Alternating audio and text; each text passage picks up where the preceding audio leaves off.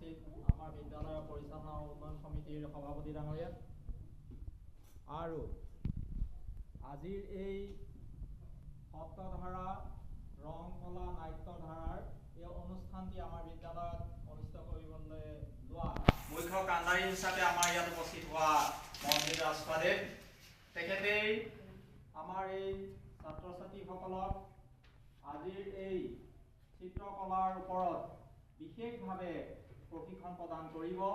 গতিকে আমি সৰ্বপ্ৰথমে আজিৰ এই অনুষ্ঠানটিত তেখেতলৈ বিদ্যালয়ৰ তৰফৰ পৰা স্বাগতম জনাইছোঁ আৰু এখনি সুনাম গামোচাৰে বিদ্যালয়ৰ অধ্যক্ষা পাৰিজাত শইকীয়াই তেখেতক আদৰণি জনাবৰ বাবে মই অনুৰোধ জনাইছোঁ।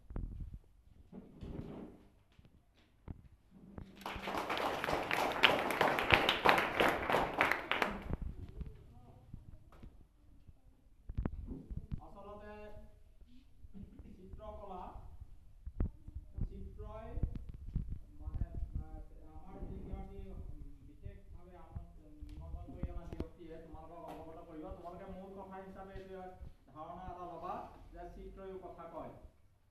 এই চিত্ৰৰ দ্বাৰা নিজৰ মনৰ ভাৱৰ বহিঃপ্ৰকাশ কৰিব পাৰি। তুমি মনতে কি ভাৱ কৰিছা, কেনেকুৱা তোমাৰ মনোভাৱটো কেনেকুৱা, তাৰো প্ৰকাশ সেই চিত্ৰৰ সহায়তে কৰিব পৰা যায়।